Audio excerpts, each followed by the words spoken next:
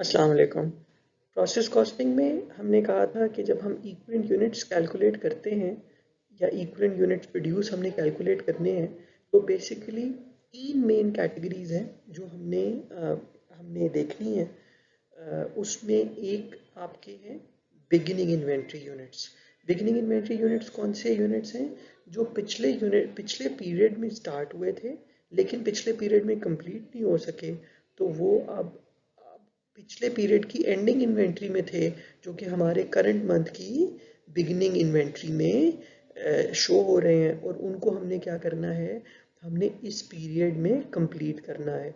और साथ ही हमने एक ये अजम्पशन ली थी कि हर पीरियड में सबसे पहले वो यूनिट्स कंप्लीट किए जाते हैं जो पिछले पीरियड से इनकम्प्लीट आते हैं। ठीक है, तो इनको हम कहते हैं बिगनिंग यूनिट्स। उसके बाद एंडिंग यूनिट्स कौन से हैं?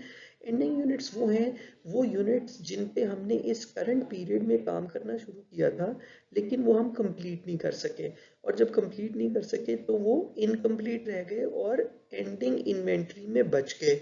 ये वो यूनिट्स हैं जो अगले पीरियड में आपके बिगिनिंग इन्वेंट्री बनेगी और अगले पीरियड में जाके कंप्लीट होंगे।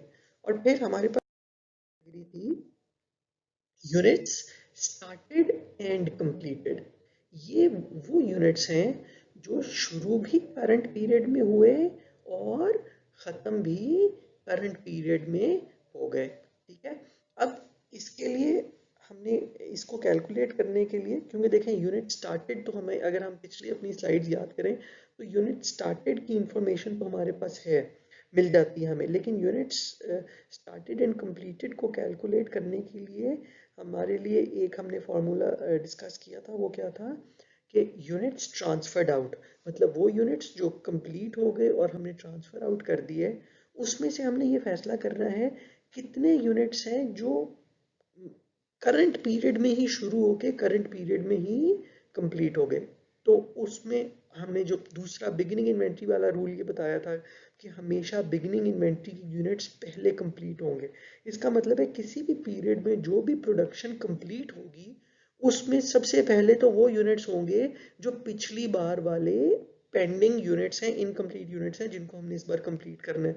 इसका मतलब है इस बार की कंप्लीटेड यूनिट्स में से अगर हम बिगिनिंग इन्वेंट्री को माइनस करें तो हमारे पास यूनिट स्टार्टेड एंड कंप्लीटेड आ जाते हैं।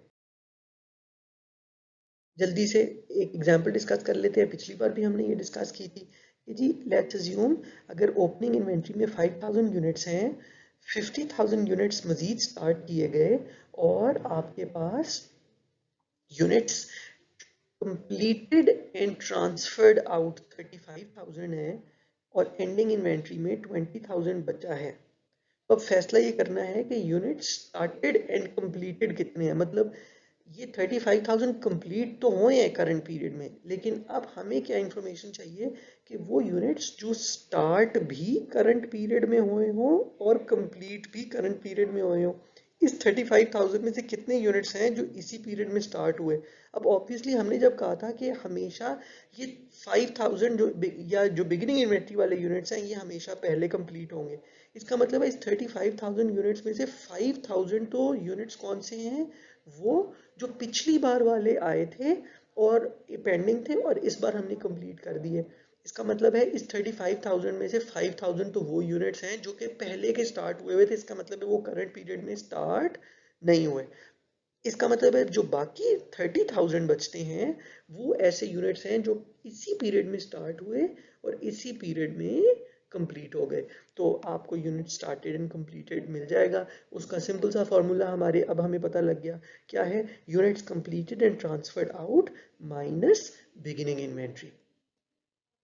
ठीक है, तो आपके beginning units 5,000 plus started and completed 30,000 is equal to completed units 35,000। अब आपके पास ये तीनों इंफॉर्मेशन आ गई। इसमें से कोई एक चीज भी मिसिंग हो तो आप you should be able to calculate. अगर वो आपको लेट से स्टार्टेड एंड कंप्लीटेड भी दे देता है और टोटल कंप्लीटेड यूनिट्स भी दे देता है, तो you should be able to calculate the beginning inventory units. अगर आपको बिगिनिंग इन्वेंट्री यूनिट्स भी दे देता है, स्टार्टेड एंड कंप्लीटेड यूनिट्स भी दे देता है, ठीक है, तो you should be able to calculate the completed units. तो बेसिकली ये जो टी अकाउंट है ना इन्वेंट्री का यूनिट्स में और डॉलर्स में, इस पे आपकी बड़ी कमांड होनी चाहिए, ठीक है। और इससे रिलेटेड जो दो तीन इक्वेशंस मैंने आपको बताई हैं, एक तो स्टार्टेड एंड कंप्लीटेड कैलकुलेट करने के लिए, वो आपकी हमने अभी भी की कि जी units completed minus beginning inventory is equal to unit started and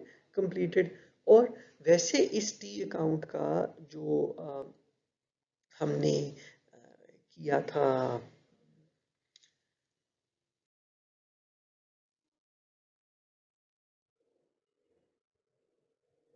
ji sorry, पिछली स्लाइड के एंड में रिकॉर्डिंग डिस्कनेक्ट हो गई थी, मैंने दोबारा स्लाइड एंटर करके बेसिकली मैं आपको ये बता रहा था कि आपके बिगनिंग स्टार्टेड एंड कंप्लीटेड के लिए तो फॉर्मूला हमने सिंपल कर लिया, units units completed and transferred out minus beginning inventory, तो आपके पास यूनिट स्टार्टेड एंड कंप्लीटेड निकल आएंगे।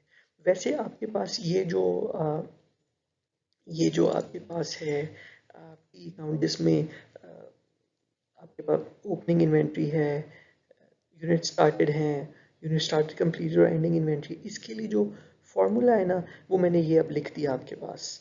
इसका सिंपल फॉर्मूला है beginning inventory plus unit started, मतलब 5000 प्लस 50,000 माइनस, क्योंकि ये तो ट्रांसफर आउट हो गए हैं ना, बाहर चले गए, minus units completed and transferred out, ठीक है, is equal to ending inventory, ठीक है। अब आपके पास किसी क्वेश्चन, अब आप ये अगर आपको इक्वेशन पता हो, beginning inventory plus unit started minus units completed and transferred out is equal to ending inventory, अब आपको किसी भी क्वेश्चन में इससे कोई भी चीज़ जो है वो मिसिंग है आपकी, जो आपके पास अ, नहीं अवेलेबल क्वेश्चन में, आपको ओपनिंग इन्वेंट्री नहीं देता, बाकी की तीनों चीज़ें दे देता है, बिगिनिंग इन्वेंट्री एंडिंग इन्वेंट्री नहीं देता, बाकी तीनों चीज़ें दे देता है। इसका मतलब है अब आपके पास ये इक्वेशन मौजूद है, इसमें से जो भी चीज़ें आपके पास क्वेश्चन में अवेलेबल हो उनको उनके आप उनको पुट करें, और बाकी जो जो अननोन है उसका आप बैलेंस निकाल लें, ठीक है। तो ये इक्वेशन आपने याद कर लेनी है, ये आपकी जो है वो इसके लिए बड़ी आपके लिए हेल्पफुल रहेगी, ठीक है, इस टी अकाउंट के अंदर मुख्तलिफ वैल्यूज़ को कैलकुलेट करने के हिसाब से। चलें, अब आते हैं हम वही इक्विवेलेंट यूनिट्स निकालने के लिए हमने कहा था वेटेड एवरेज मेथड, आपके पुराने काम पे और करंट मंथ पे काम, दोनों के जो काम है उसको इकट्ठा बराबर रख के कैलकुलेशन करता है, विच मीन्स कि आपके जो यूनिट्स पे कुछ जो बिगिनिंग इन्वेंट्री में यूनिट्स हैं उन पे कुछ काम पिछले पीरियड में हुआ था और कुछ कॉस्ट पिछले पीरियड में इनकर हुई थी, और बाकी का काम और बाकी की कॉस्ट करंट पीरियड में इनकर होनी है।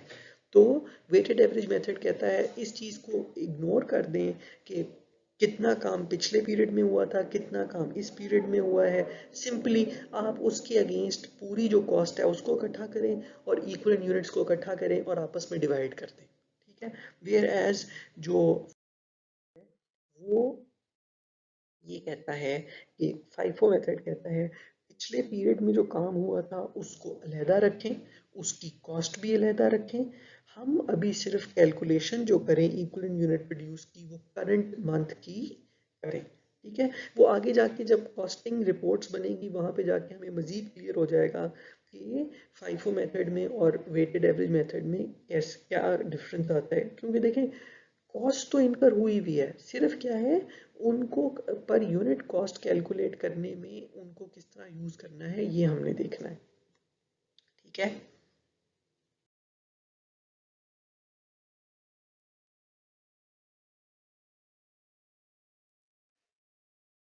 ये एग्जांपल अब हमने कल स्टार्ट कर दी थी कि जी एक कंपनी है जिसके बिगिनिंग इन्वेंट्री में 30,000 यूनिट्स हैं जो कि 60% कंप्लीट है, 20,000 यूनिट्स हैं एंडिंग इन्वेंट्री में जो कि 80% कंप्लीट है, और 100,000 यूनिट्स हैं जो कि कंप्लीटेड एंड ट्रांसफर्ड आउट है। ठीक है, ये units completed and transferred out है। इसका मतलब है आपको, हमने जैसा कल डिस्कस किया था, जो टेबल है उसमें हमें बिगिनिंग इन्वेंट्री की यूनिट्स चाहिए, यूनिट स्टार्टेड एंड कंप्लीटेड चाहिए, और हमें एंडिंग इन्वेंट्री चाहिए। अब हमारे पास क्वेश्चन में units completed and transferred out given है, units started and completed given नहीं है। तो सबसे पहले तो हम क्या करते हैं कि हम यूनिट स्टार्टेड एंड कंप्लीटेड को कैलकुलेट करते हैं। उसका फॉर्मूला हमने अभी पिछली स्लाइड में ही डिस्कस किया है कि units completed and transferred out less beginning inventory units. इसका मतलब है 100,000 यूनिट्स कंप्लीट होके ट्रांसफर आउट हुए हैं, और चूंकि बिगिनिंग इन्वेंट्री में 30,000 यूनिट्स, इसका मतलब है यूनिट स्टार्टेड एंड कंप्लीटेड कितने होंगे, 100,000 माइनस 30,000 जो कि 70,000 बनता है। तो आपके पास यूनिट्स जो स्टार्टेड एंड कंप्लीटेड हैं वो हैं 70,000। ठीक हो गया। अच्छा, दूसरी एक चीज जो आपके क्वेश्चन में गिवन नहीं है, वो गिवन नहीं है कि यूनिट्स इस बार स्टार्ट कितने हुए हैं। ठीक है, उसने आपको देखो बिगिनिंग इन्वेंट्री भी दी, उसने आपको एंडिंग इन्वेंट्री भी दी, उसने आपको units completed and transfer out भी दिए, लेकिन उसने आपको ये नहीं बताया कि यूनिट स्टार्टेड कितने थे, इस बार शुरू कितने हुए। क्योंकि देखें ये टी काउंट कंप्लीट नहीं होगा जब तक हमारे पास ये फिगर मौजूद नहीं होगी। तो अब जिस तरह मैंने अभी आपको पहली इक्वेशन बताई थी, इक्वेशन सिंपल थी कि जी beginning inventory plus unit started minus units completed and transferred out is equal to ending inventory. आप सिंपली इसको आप अगर इक्वेशन में ये सारी फिगर्स को 30,000 प्लस, चूंकि अभी 90,000 की फिगर हमारे पास अननोन है, अभी यूनिट स्टार्टेड हमारे पास कैलकुलेट नहीं हुए हुए, तो 30,000 plus unit started minus 100,000 is equal to 20,000। अब आप इस इक्वेशन को सॉल्व करेंगे तो यूनिट स्टार्टेड आपके कितने निकल आएंगे, 90,000। तो एक तो ये हमारे पास फिजिकल फ्लो निकल आया कि हमारी जो तीनों चारों कैटेगरीज हैं, बिगिनिंग इन्वेंट्री भी हमें पता चल गई, यूनिट स्टार्टेड एंड कंप्लीटेड भी हमें पता चल गए, units completed and transfer out भी पता चल गए, और एंडिंग इन्वेंट्री भी पता चल गई। अब जो हमने कल बात किया था कि हमारा वो टेबल जो इक्विवेलेंट यूनिट्स कैलकुलेट करने के लिए हमें चाहिए, क्यों, क्योंकि ये यूनिट्स जो है बिगिनिंग इन्वेंट्री 60% कंप्लीट है, एंडिंग इन्वेंट्री 80% कंप्लीट है। इसका मतलब ये है कि ये दोनों के इक्विवेलेंट यूनिट्स फर्क निकलेंगे। तो अब हम उस पर आके, कल भी हमने डिस्कस किया था, अब आगे उसको दोबारा जल्दी से रिवाइज करते। इक्विवेलेंट यूनिट प्रोड्यूस करने के लिए मैंने कल भी कहा था कि ये टेबल आपका बहुत ज़रूरी है, ये आपको आपके फिंगर टिप्स पे याद होना चाहिए। इसमें एक तो जो पहला कॉलम है बिगिनिंग इन्वेंट्री यूनिट्स के, मतलब हमारे पास जो पिछली बार के इनकम्प्लीट यूनिट्स हैं वो कितने हैं, दूसरे पे कि मतलब जो पिछली बार के इनकम्प्लीट हैं उनका कितना परसेंट काम हमें इस बार करना है उनको कंप्लीट करने के लिए, फिर यूनिट स्टार्टेड एंड कंप्लीटेड कितने हैं, और एंडिंग इन्वेंट्री में कितने यूनिट्स रह गए, और फिर वेटेड एवरेज के मेथड के हिसाब से इक्विवेलेंट यूनिट कितने बनते हैं, और फाइफो के हिसाब से। अब इसमें जब कॉलम्स तो हमने डिस्कस कर ली, जब रोज की बात आती है तो दो रोज हैं, एक फिजिकल यूनिट्स के और एक इक्विवेलेंट यूनिट्स की। अब देखिए फिजिकल यूनिट्स जो हैं वो उनमें कंप्लीशन जो है, क्योंकि फिजिकली जब यूनिट स्टार्ट हो गया तो एक यूनिट है, चाहे वो 1% कंप्लीट है चाहे वो 99% कंप्लीट है, वो एक ही यूनिट है। तो फिजिकली बिगिनिंग इन्वेंट्री में जो नंबर ऑफ यूनिट्स हैं वो उतने ही रहेंगे, उनको कंप्लीट करने के लिए उनमें कोई इजाफा नहीं होगा, इसलिए ये कॉलम हमेशा एम्प्टी रहेगा। इसी तरह स्टार्टेड एंड कंप्लीटेड जो हैं वो कंप्लीट यूनिट्स हैं, इसलिए उनको उनके लिए भी कंप्लीशन क्यों नहीं, और एंडिंग इन्वेंट्री भी जो यूनिट्स हैं फिजिकल यूनिट्स हैं, चाहे वो 1% कंप्लीट हो चाहे वो 99% कंप्लीट हो, आपके फिजिकल यूनिट्स में उतने ही रहेंगे। इसी तरह अब आते हैं इक्विवेलेंट यूनिट्स पे। अब बिगिनिंग इन्वेंट्री में जो यूनिट्स हैं, जिस तरह हमारे पास इस क्वेश्चन में 30,000 बिगिनिंग इन्वेंट्री में यूनिट्स हैं, ये आपको यहाँ से पता लग गया। अच्छा, 30,000 ये आपके पास बिगिनिंग इन्वेंट्री के यूनिट्स हैं, स्टार्टेड एंड कंप्लीटेड 70,000 हमने कैलकुलेट किए थे, एंडिंग इन्वेंट्री में ये भी हमें क्वेश्चन में गिवन है ये आपके पास एंडिंग इन्वेंट्री में 20,000 यूनिट्स है। इसका मतलब है फिजिकली हमारे पास जो यूनिट्स हैं, चाहे जितने परसेंटेज भी कंप्लीटेड है, वो 30,000 बिगिनिंग इन्वेंट्री में, started and completed 70,000 and ending inventory में 20,000। ठीक है, टोटल यूनिट्स जिनका हम हिसाब कर रहे हैं वो कितने बन रहे हैं, 120,000। बेसिकली आगे जाके करना क्या होगा, जो हमारी टोटल कॉस्ट निकलेगी, अब हमारे पास दो तीन किस्म की कॉस्ट्स हैं। एक वो कॉस्ट जो बिगिनिंग इन्वेंट्री के साथ आई, मतलब जो हमारे पास 30,000 इनकम्प्लीट यूनिट्स हैं, वो पिछली बार के साथ इनकम्प्लीट यूनिट्स हमें फॉरवर्ड हुए हैं इस पीरियड में। जब हमने स्टार्ट किया है तो हमने उनको कंप्लीट करना है। इसका मतलब है कुछ कॉस्ट उन पे ऑलरेडी इनकर हो चुकी होगी, इसलिए एक तो हमारे पास कॉस्ट की कैटेगरी होगी वो जो बिगिनिंग इन्वेंट्री की है, दूसरी वो कॉस्ट होगी जो इस करंट पीरियड में डायरेक्ट मटेरियल की और कन्वर्जन कॉस्ट की होगी। और उससे क्या होगा, 70,000 यूनिट स्टार्ट करके कंप्लीट हो जाएंगे और एंडिंग इन्वेंट्री में जो 20,000 यूनिट्स हैं वो भी वो इनकम्प्लीट रह जाएंगे। तो बेसिकली वो जो हमने कॉस्ट है वो करंट पीरियड की कॉस्ट को हमने इन 120,000 यूनिट्स के अंदर डिवाइड करनी है। ठीक है, वो आगे जाके जब हम कॉस्ट तक पहुंचेंगे तो हम इसको देख लेंगे। ठीक है, तो जी इक्विवेलेंट यूनिट्स कितने हो, अब इक्विवेलेंट यूनिट्स निकालने हैं, कल भी डिस्कस किया था। सिंपली जो भी फिजिकल यूनिट्स है उसको उसकी परसेंटेज कंप्लीशन के साथ मल्टीप्लाई कर दें।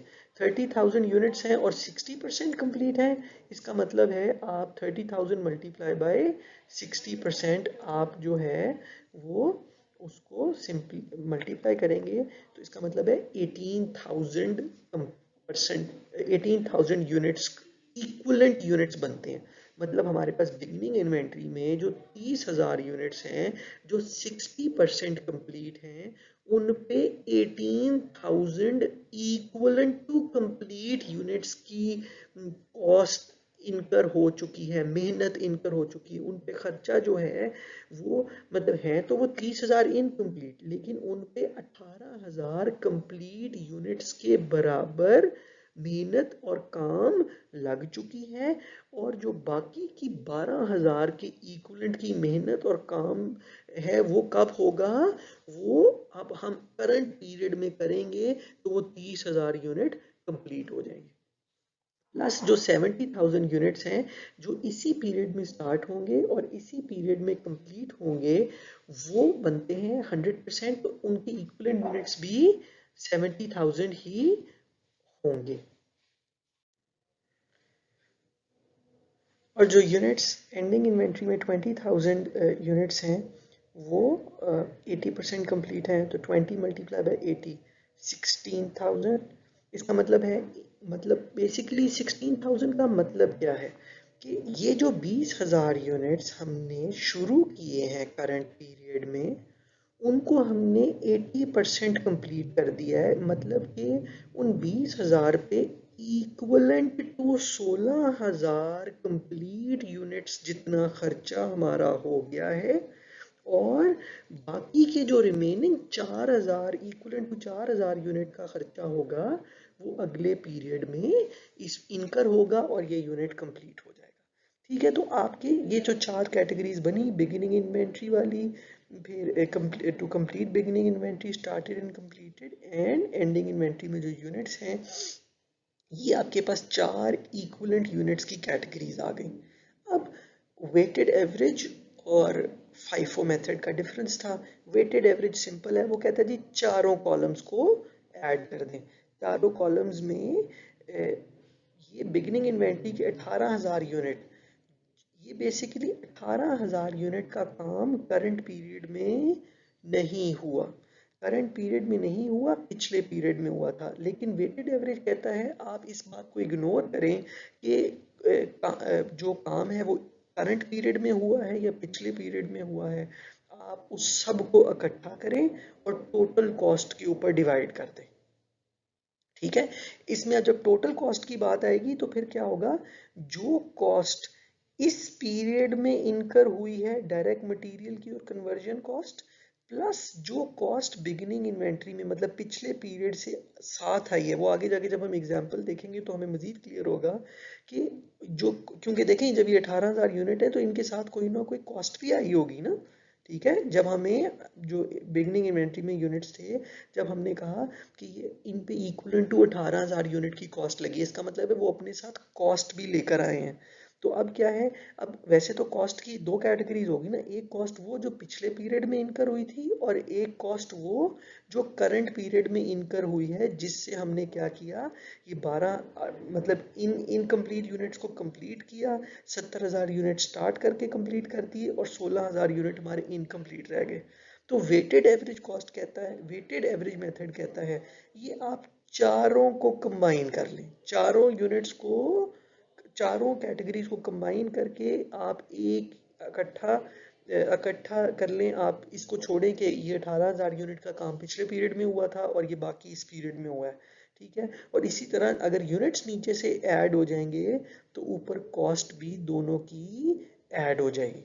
ठीक हो गया, जब दोनों की कॉस्ट ऐड हो जाएगी तो अब पुराने पिछले पीरियड से जो कॉस्ट आई है वो और जो करंट पीरियड में कॉस्ट इनकर हुई है उन दोनों को इकट्ठा करेंगे और डिवाइड कर देंगे 1,16,000 पे।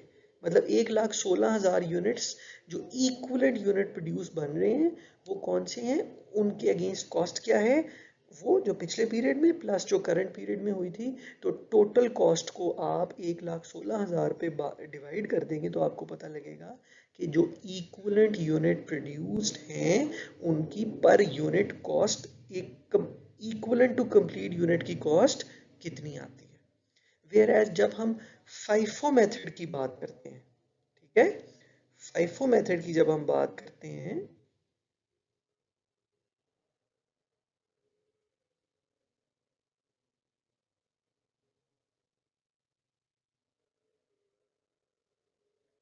तो फाइफो मेथड में अब क्या है, अब वो कहता है कि जी, अब वो कहता है जो पिछले पीरियड में काम हुआ ना ये 18,000, इसको आप अलहदा रहने दें, इसको अलहदा रहने दें और आप सिर्फ फाइफो मेथड में जो यूनिट्स इक्विवेलेंट यूनिट्स कैलकुलेट करें वो बेस्ड ऑन करंट पीरियड। ठीक है, अब ये 98,000 यूनिट्स है, इसका मतलब है अब यहाँ पे चूंकि ये करंट पीरियड और पिछले पीरियड को अलहदा अलहदा ट्रीट कर रहा है, इसका मतलब है कि जो कॉस्ट पिछले पीरियड से आई है वो भी अलहदा रह जाएगी। इसका मतलब है ये 18 इक्विवेलेंट टू 18,000 यूनिट के लिए ये कॉस्ट है, ये सेपरेट ही रहेगी। और करंट पीरियड में जो कॉस्ट इनकर हुई है वो क्या कॉस्ट इनकर हुई है, वो कॉस्ट ये इनकर हुई है। और इस कॉस्ट से क्या हुआ है, इस कॉस्ट से एक तो ये इनकम्प्लीट यूनिट्स को इस बार जो इक्विवेलेंट टू 12,000 यूनिट का काम हुआ, 70,000 कंप्लीट हुए और 16,000 इनकम्प्लीट रह गए इक्विवेलेंट टू कंप्लीट यूनिट्स। अब इसका मतलब है अगर 98,000 जो फाइफो के मेथड में इक्विवेलेंट यूनिट्स बने हैं वो, अब आपने कॉस्ट को डिवाइड करना है 98,000 पे। तो इसका मतलब है ये यूनिट कम है तो इसकी कॉस्ट भी सिर्फ करंट पीरियड में आएगी, ये यूनिट ज्यादा हैं लेकिन फाइव वेटेड एवरेज के, लेकिन इस पे कॉस्ट भी दोनों पीरियड्स की कॉस्ट ऐड हो जाएगी। ठीक है, आगे जब हम कॉस्ट इंक्लूड कर देंगे तो हमारे पास मजीद हमें चीज़ें क्लियर हो जाएंगी।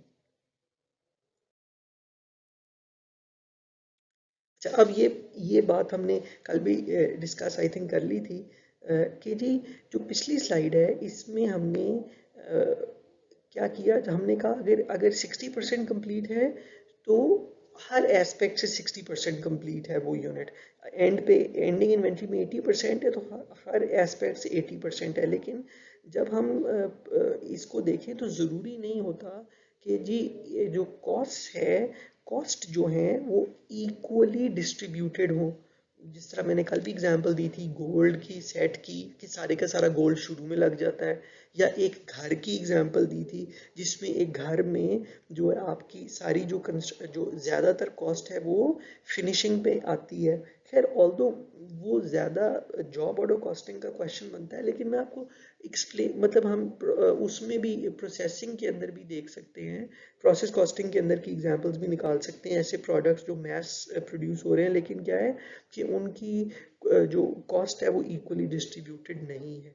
तो फिर इस केस में हम अज्यूम करते हैं, ये हमेशा के लिए हम फिर एक रूल बना देते हैं कि जो कॉस्ट की दो कैटेगरीज थी ना, एक डायरेक्ट मटेरियल और दूसरी कन्वर्जन कॉस्ट, ठीक है। तो हम ये अज्यूम करेंगे कि कन्वर्जन कॉस्ट जो है वो हमेशा जो है वो इक्वली डिस्ट्रीब्यूटेड होंगी, और डायरेक्ट मटेरियल जो है वो, अगर तो क्वेश्चन में कुछ गिवन नहीं है इसका मतलब है वो भी इक्वली डिस्ट्रीब्यूटेड है। लेकिन अगर क्वेश्चन में वो अलहदा से मेंशन कर देता है कि जी सारे का सारा मटेरियल जो है वो शुरू में लग गया, या सारे का सारा मटेरियल एंड पे लगेगा, या वो आपको लिख के देता है कि जी जब जब शुरू होगा तो 30% मटीरियल लग जाएगा, और जब 60% कंप्लीशन स्टेज आएगी तो बाकी का 70% भी मटेरियल लग जाएगा। वो अब जब स्टेटमेंट्स हम देखेंगे तो हमें अंदाजा होगा।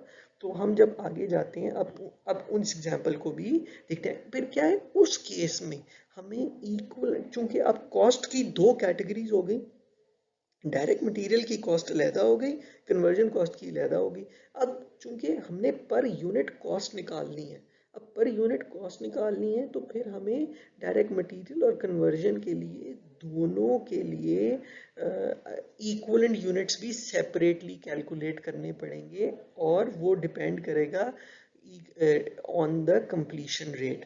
तो अब क्या है, हम उसी प्रोसेस को जिस तरह पहले इक्विवेलेंट यूनिट्स निकाले थे, लेकिन हमारे टेबल में एक रो और ऐड हो जाएगी। देखें, पहले इक्विवेलेंट यूनिट्स हम, पहले एक ही रो थी हमारी इक्विवेलेंट यूनिट्स की। अब हम डायरेक्ट मटेरियल के लिए अलहदा इक्विवेलेंट यूनिट्स निकालेंगे, कन्वर्जन कॉस्ट के लिए अलहदा निकालेंगे। देखो अब वही उसी किस्म का क्वेश्चन है। You are given the information below about the physical flow of the units in department 1. The units were 25% complete and the ending inventory units were 40% complete. Complete EUP for direct equivalent unit produced for direct material and conversion cost if direct material costs are incurred evenly throughout production. अब कहता है कि direct material cost हुई, इनकर evenly हुई है, लेकिन फिर भी आपको कह रहा है कि इन दोनों के लिए कन्वर्जन कॉस्ट जो है वो इक्विवेलेंट यूनिट्स जो है वो अलहदा अलहदा कैलकुलेट कर लें। अच्छा जी, क्या है आपका बिगिनिंग इन्वेंट्री यूनिट्स में 5000 यूनिट्स हैं, एंडिंग इन्वेंट्री में 8000 यूनिट्स हैं, यूनिट स्टार्टेड 20000 हैं, और units completed and transferred out कितने हैं, 17000। अब आपको चाहिए यूनिट्स, आपके पास बिगिनिंग इन्वेंट्री चाहिए, वो मौजूद है, स्टार्टेड एंड कंप्लीटेड आपके पास मौजूद नहीं है, तो आपको कैलकुलेट करना पड़ेगा। फॉर्मूला वही है 17000 माइनस 5000, तो आपके यूनिट स्टार्टेड एंड कंप्लीटेड निकल आए 12000। तो आपके पास सिंपली जो फिजिकल यूनिट्स हैं वो बिगिनिंग इन्वेंट्री में 5000, इस बार स्टार्टेड एंड कंप्लीटेड यूनिट्स जो हैं वो 12000 है, और एंडिंग इन्वेंट्री में 8000। अब रही बात इनके इक्विवेलेंट यूनिट्स प्रोड्यूस के लिए। अब चूंकि इस क्वेश्चन में कन्वर्जन कॉस्ट में तो हमेशा ही इवनली डिस्ट्रीब्यूटेड है, डायरेक्ट मटेरियल के डिपेंड करता है, अगर तो वो कोई और उसका बता देता वो हमें उसके लिए अलहदा से निकलते, लेकिन यहाँ पे उसने कहा डायरेक्ट मटेरियल भी, सिर्फ उसने ये कहा है डायरेक्ट मटेरियल भी हो इवनली रहा है, लेकिन सिर्फ ये है कि आप अलहदा अलहदा कैलकुलेट कर दें। तो अब इसमें सिंपली चूंकि डायरेक्ट मटेरियल और दोनों आपके इवनली डिस्ट्रीब्यूटेड है, तो दोनों के लिए जो इक्विवेलेंट यूनिट्स निकलेंगे वो सेम ही निकलेंगे। Beginning inventory units were 25% complete, simply 5000 को 25% से मल्टीप्लाई कर दो तो आपके पास 1250 बन जाएगा।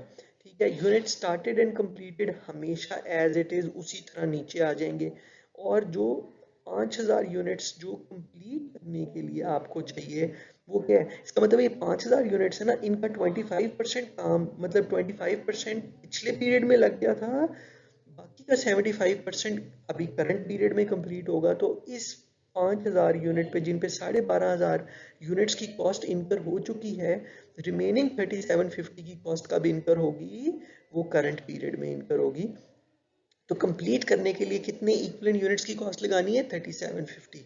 Started and completed as it is 12000 का 12000 नीचे आ जाएगा, एंडिंग इन्वेंट्री जो कि 40% कंप्लीट है, सिंपली 8000 मल्टीप्लाई बाय 40%, तो आपके पास 3200 इक्विवेलेंट यूनिट्स बन गए। इसका मतलब है ये आपके इक्विवेलेंट यूनिट्स आ गए डायरेक्ट मटेरियल के। ठीक है, अब वेटेड एवरेज मेथड कहता है चारों को ऐड कर दो, FIFO कहता है चारों को ऐड नहीं करना, सिर्फ करंट पीरियड, मतलब ये आखिरी 3 column, complete beginning inventory, started and completed ending, इन तीनों को ऐड करेंगे तो आपके पास FIFO के इक्विवेलेंट यूनिट प्रोड्यूस आ जाएंगे। ठीक है, तो आपके पास जो फर्क है वो सिंपल है। ठीक है, अब अब यहाँ पे जब इस क्वेश्चन में आपको कॉस्ट गिवन होगी तो आपको डायरेक्ट मटेरियल की कॉस्ट अलहदा गिवन होगी और कन्वर्जन की कॉस्ट अलहदा गिवन होगी। तो अब आपने दोनों की चूंकि इक्विवेलेंट यूनिट्स अलहदा अलहदा कैलकुलेट किए हैं, तो आप जो पर यूनिट कॉस्ट निकालोगे वो भी डायरेक्ट मटेरियल के लिए अलहदा और कन्वर्जन के लिए अलहदा। ठीक है, ये आपका हमारे पास टेबल में चेंज आ गया जब मटेरियल के लिए डायरेक्ट मटेरियल के लिए इक्विवेलेंट यूनिट्स अलहदा निकालने हैं और कन्वर्जन के लिए इक्विवेलेंट यूनिट्स अलहदा निकालने हैं। ठीक है,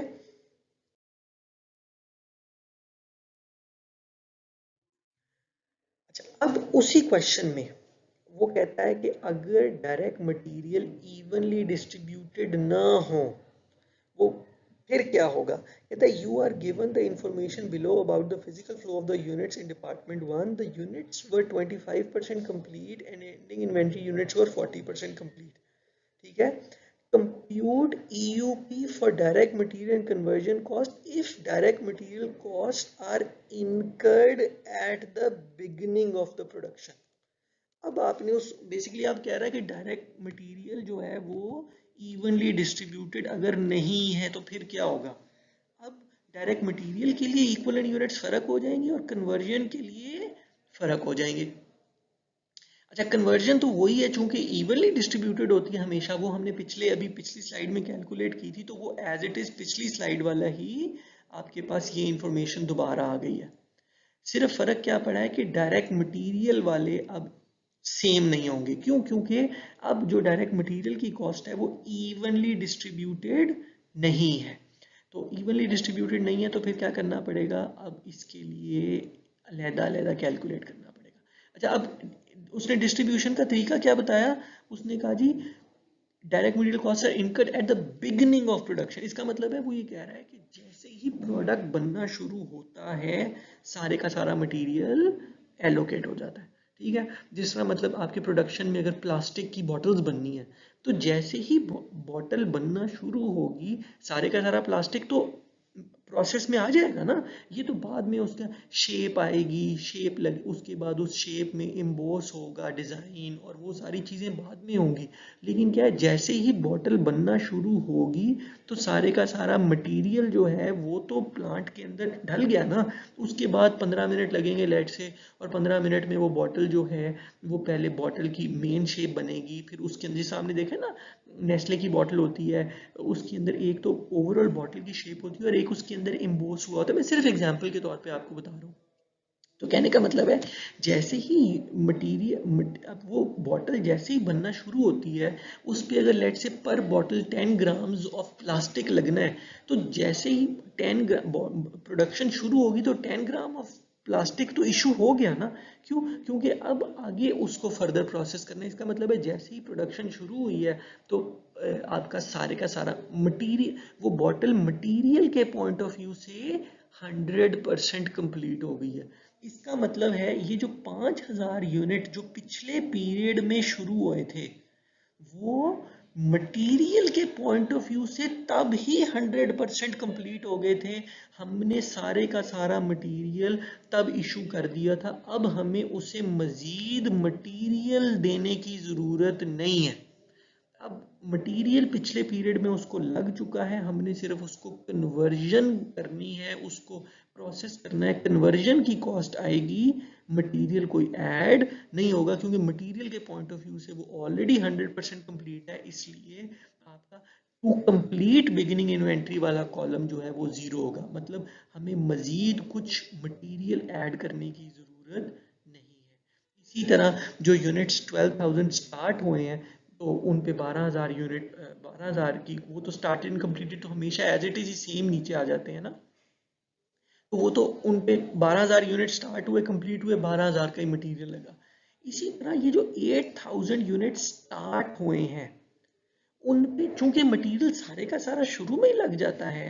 अब ये चाहे 1% कंप्लीट होता चाहे ये 40% कंप्लीट था, चूंकि मटेरियल सारे का सारा शुरू में लग जाता है तो मटेरियल के पॉइंट ऑफ व्यू से ये 8,000 यूनिट कंप्लीट है। ठीक है। तो अब आपके जो मटेरियल के पॉइंट ऑफ व्यू से जो इक्विवेलेंट यूनिट्स बने हैं वो ये बने। ठीक है।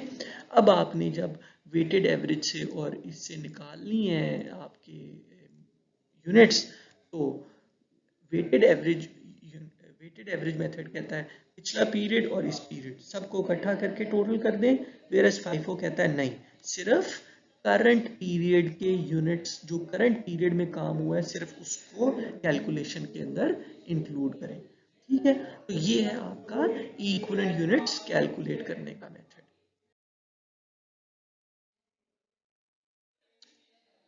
अब एक और एग्जांपल दे रहा है आपको, कहता है use the same information from the prior slide, recall that the beginning inventory units were 25% complete and the ending inventory units were 40% complete. Compute EUP for direct material and conversion cost if 20% cost are incurred at the beginning of the process. अब कह रहा है कि जब भी कोई unit start होता है तो 20% मटेरियल शुरू में लगता है and the rest of the material मतलब 80% मटेरियल कब लगता है, incurred when the units pass the 60% stage. मतलब कहता है कि इस ये जो प्रोडक्शन है इसमें दो टाइम पे मटेरियल जो है वो इशू होता है।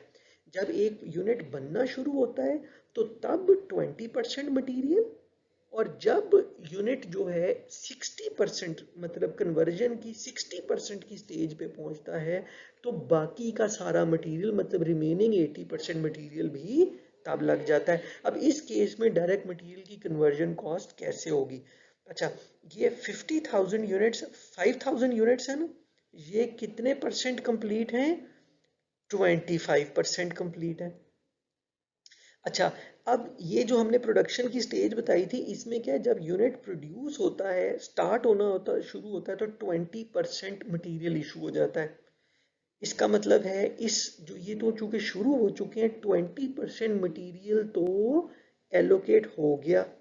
अब दूसरी बात ये चेक करनी है दूसरी स्टेज कब है, दूसरा बाकी 80% कब एलोकेट होता है, 60% की स्टेज पे। अब हमारी बिगिनिंग इन्वेंट्री के यूनिट्स कितने हैं, 60%, 25% कंप्लीट है।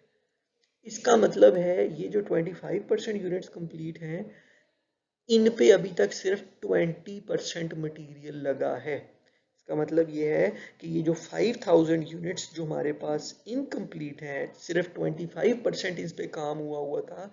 मटेरियल के पॉइंट ऑफ व्यू से इन पे 20% मटेरियल लगा है। तो 5,000 मल्टीप्लाई बाय 20%, इसका मतलब है 1,000 यूनिट्स का मटेरियल पिछले पीरियड में लगा था जो कि 20% बनता है, और बाकी का 80% कब लगेगा, क्योंकि ये 60% कंप्लीशन की स्टेज कब आएगी, वो करंट पीरियड में आएगी। तो जब करंट पीरियड में 60% की स्टेज पहुंचेगी तो बाकी का 80% मटेरियल भी करंट पीरियड में लग जाएगा। ठीक है।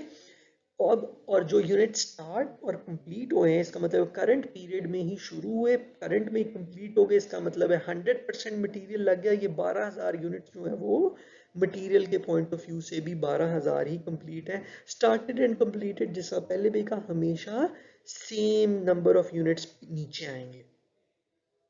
अब रही बात एंडिंग इन्वेंट्री में जो 8,000 यूनिट्स हैं, एंडिंग इन्वेंट्री में 8,000 यूनिट्स हैं, वो कितने परसेंट कंप्लीट है, 40%।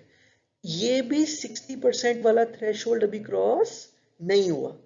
अगर ये 59% भी कंप्लीट होते तो इन पे अभी तक कितना मटेरियल लगना था, 20% ही। तो इसका मतलब है 8,000 का 20% 1,600 यूनिट्स के इक्वलेंट मटेरियल लगा है। ठीक है। हाँ, अलबत्ता अगर ये कहता एंडिंग यूनिट्स वर 65% या 61% या 60% कंप्लीट, मतलब इस स्टेज से आगे होती एंडिंग इन्वेंट्री का कंप्लीशन रेट, तो फिर जो बाकी का 80% है वो भी लग चुका होता और ये एंडिंग इन्वेंट्री मटेरियल के पॉइंट ऑफ व्यू से कंप्लीट होती। लेकिन इस एग्जांपल में ऐसा नहीं है। बाकी तो वो सेम प्रोसीजर फिर आपके पास वेटेड एवरेज से और फाइफो से जो कैलकुलेट करने का तरीका है वो सेम रहेगा। ठीक है, वेटेड एवरेज में उसने डायरेक्ट मटेरियल के लिए कहा चारों कॉलम्स ऐड कर दे, पिछले पीरियड वाला काम को भी ऐड करें, वेयरएज फाइफो के लिए वो कहता है नहीं, सिर्फ करंट पीरियड वाले कॉलम्स जो हैं वो ऐड होंगे। ठीक हो गया।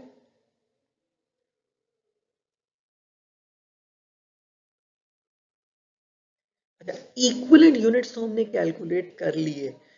क्यों कर रहे थे, मैंने थोड़ा सा टच पहले भी दिया। अल्टीमेटली तो आप करंट पीरियड में जो कॉस्ट इनकर हुई है वो आपके पास आपने कैलकुलेट की हुई है। आपको पता है इस पिछली बार से बिगिनिंग इन्वेंट्री से जो यूनिट्स आए हैं उनकी कितनी कॉस्ट थी, करंट पीरियड में डायरेक्ट मटेरियल की कितनी कॉस्ट लगी है और कन्वर्जन कॉस्ट कितनी लगी है। अब बेसिकली फैसला ये करना है कि पर यूनिट कॉस्ट निकाली जा सके, ताकि क्यों, क्योंकि हमने दो काम करने हैं। हमारे कुछ units completed and transferred out हो रहे हैं, जो यूनिट कंप्लीट हो रहे हैं और बाहर जा रहे हैं उनका फैसला करना है कि उनके साथ कितनी कॉस्ट आगे भेजनी है। और जिस तरह हमें बिगिनिंग इन्वेंट्री में कॉस्ट मिली थी ना कि भाई जो पिछली बार से यूनिट आए हैं वो इतने परसेंट कंप्लीट और इतनी कॉस्ट इनकर हो चुकी हुई है, इसी तरह हमने जो हमारी एंडिंग इन्वेंट्री में जो यूनिट्स बचे हैं हम ये बताएंगे कि इतने यूनिट बचे हैं, इतने परसेंट कंप्लीट है और उस पे इतना खर्चा ऑलरेडी हो चुका है, ताकि अगले डिपार्टमेंट वाले या अगले पीरियड वाले फिर उस कॉस्ट को वहां से आगे कंटिन्यू कर सकें। तो असल में फिर क्या है, कॉस्ट ऊपर होगी और डिवाइड करेंगे हम उसको ईयूपी कंप्यूटेशन से, इक्विवेलेंट यूनिट प्रोड्यूस से। तो आपको बेसिकली ईयूपी से आप जो डिनोमिनेटर है वो आप कैलकुलेट करते हैं। तो cost EUP is computed for each cost category. इसका मतलब है डायरेक्ट मटेरियल अपने इक्विवेलेंट मटेरियल के पॉइंट ऑफ व्यू से जो ईयूपी बनता है उस पे डिवाइड होगा। कन्वर्जन कॉस्ट जो है वो किस पे डिवाइड होगी, वो कन्वर्जन के पॉइंट ऑफ व्यू से जो ईयूपी बनता है उस पे डिवाइडेड होगी। और वेटेड एवरेज और फाइफो मेथड जो है वो दोनों डिफरेंट न्यूमरेटर और डिनोमिनेटर, वहां पे दोनों के लिए हमने देखा था ईयूपी फर्क है। वेटेड एवरेज के लिए ईयूपी फर्क है तो फाइफो के लिए भी ईयूपी फर्क है। इसी तरह ऊपर से फिर कॉस्ट भी फर्क होगी। क्यों, हमने कहा था वेटेड एवरेज जो है चूंकि पिछले पीरियड के काम को अपने अंदर ऐड करता है तो पिछले पीरियड की कॉस्ट भी ऐड हो जाएगी ऊपर न्यूमरेटर में। वेरएस फाइफो जो है वो पिछले पीरियड के काम को इंक्लूड नहीं करता कैलकुलेशन में, तो उसकी कॉस्ट भी ऊपर ऐड नहीं होगी। ठीक है, तो वही अगेन वो इसी बात को एक्सप्लेन कर रहा है। The numerator for the weighted average cost EUP includes current cost plus the cost included in beginning inventory, whereas the numerator for the FIFO cost EUP includes only current costs। ठीक है।